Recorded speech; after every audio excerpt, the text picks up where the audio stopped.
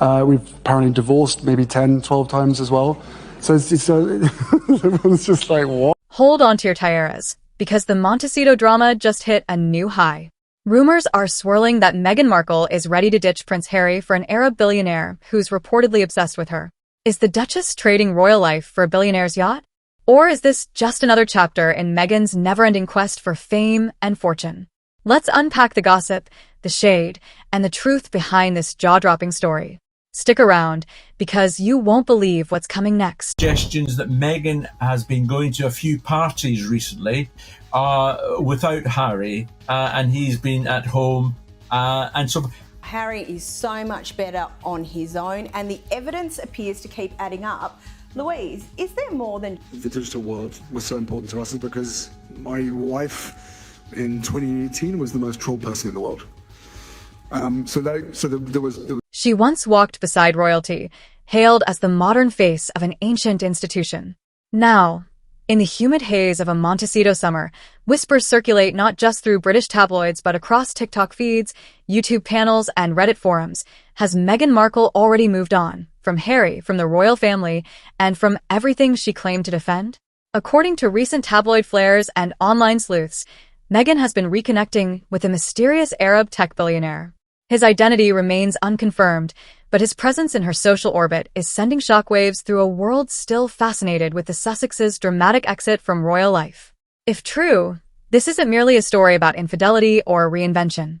It's a reckoning with the mythology of Meghan Markle, how she shaped her public image, what she symbolizes in a fractured media landscape, and what her next act might mean for the legacy she leaves behind. Before she became a duchess or a tabloid fixture, Meghan Markle was just another name struggling to rise in the entertainment industry. Born in Los Angeles in 1981 to a black mother and white father, her biracial identity would become both a core part of her public narrative and a trigger point for the scrutiny that followed. She made modest progress in Hollywood, background roles, game show appearances, until her breakthrough as Rachel Zane on the legal drama Suits.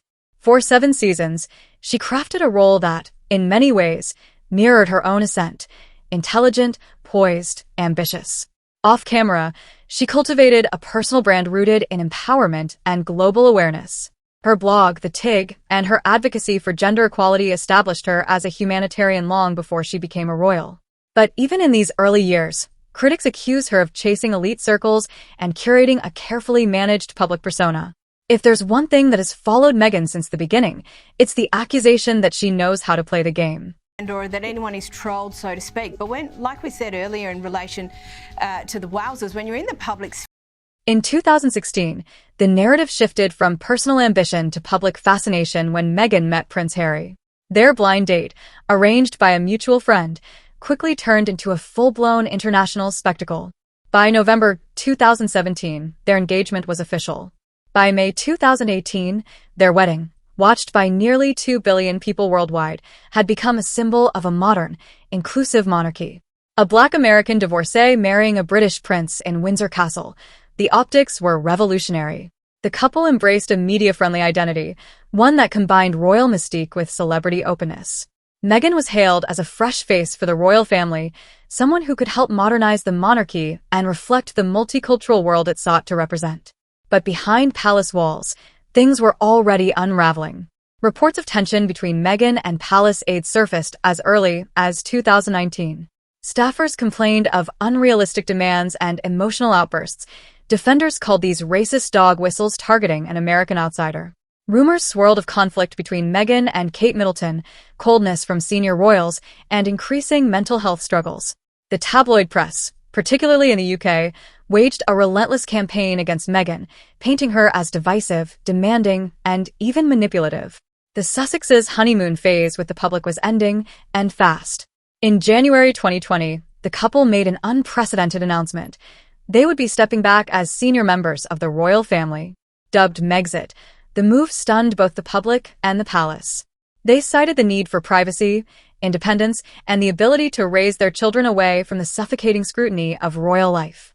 The Queen responded swiftly and sternly. While the couple retained their Duke and Duchess titles, they lost their HRH status and could no longer represent the Queen in any official capacity. Some viewed this as a mutual compromise. Others saw it as exile. The couple's sit-down with Oprah Winfrey in March 2021 was a turning point in public perception.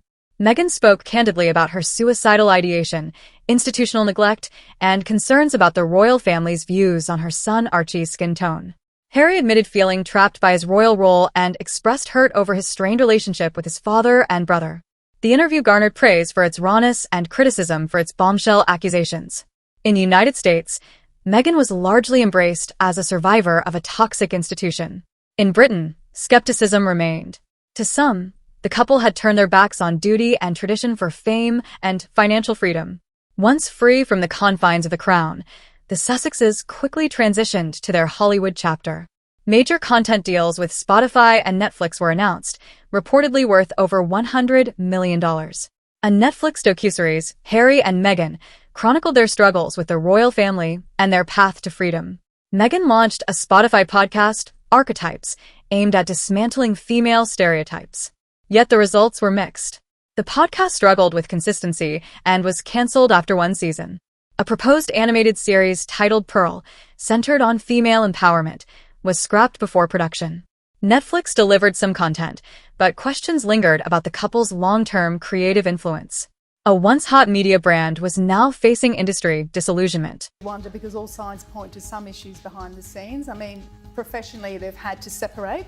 So whether that travels into a separation for them, let's hope not, because there are two children at stake. Acrimony, they've lived through it themselves and they won't want that for Lilibet and Archie either. But moreover to that, I really find that I'm seeing Harry and Meghan much happier. Behind the scenes, more cracks began to show.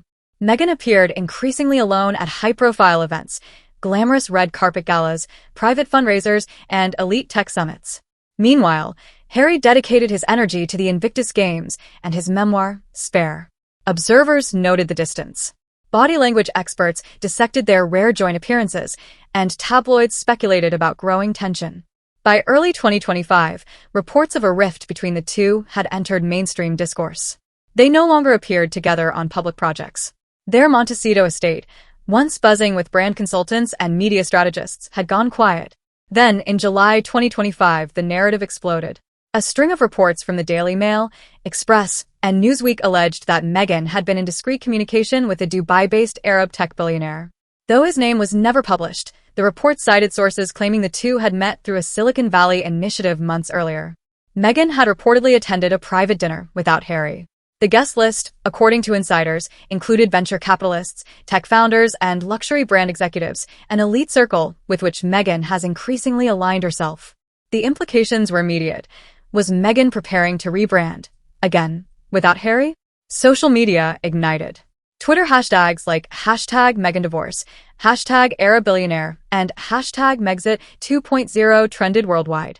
TikTok creators dissected flight manifests and paparazzi photos. Reddit sleuths pointed out Meghan's solo presence at recent public events. The theory went viral. She was leaving Harry for someone richer, younger, and more influential. YouTube commentators, many with large anti-Meghan followings, capitalized on the chaos. Megyn Kelly, a longtime critic, said bluntly, "This isn't about love." It never was. Meghan wanted the crown without the responsibility, and now she wants a throne of her own. Piers Morgan tweeted, "Told you so," igniting another round of digital brawling. Public opinion splintered again. Critics accused Meghan of using Harry to boost her profile before discarding him. Others defended her, pointing to decades of misogynistic media treatment and the unrealistic expectations placed on her as a woman of color. Still, the rumors were hard to ignore. Sharon Osbourne went so far as to claim that Meghan had always been looking for her next billionaire. Meanwhile, supporters like Serena Williams and Chrissy Teigen urged the public to give Meghan privacy and reject the pattern of vilifying ambitious women. But the media storm was already in full swing. This latest controversy speaks to something deeper than relationship drama. It taps into long-standing questions about Meghan Markle's public persona. Is she a manipulative opportunist, or a woman forced to seize power in a world that constantly strips it away? In media narratives, she has oscillated between victim and villain, feminist icon and fame seeker. Some view her as the archetypal disruptor, an American outsider who challenged centuries of royal tradition.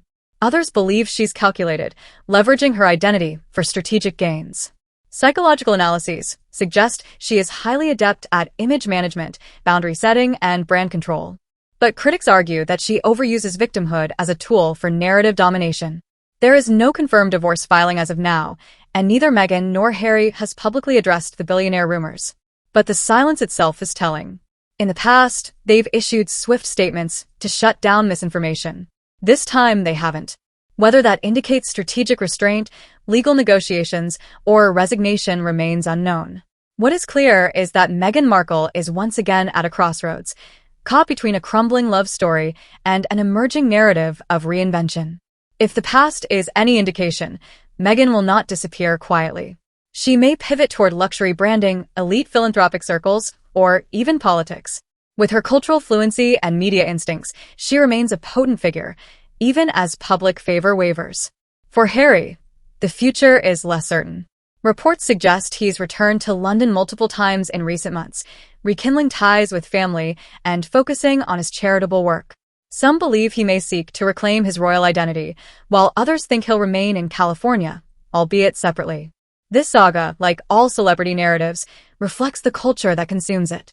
Meghan Markle represents our collective fixation on power, race, gender, and image in the 21st century. Her story is not just about a woman who married a prince and left a palace. It's about what happens when the fairy tale ends and the next chapter begins.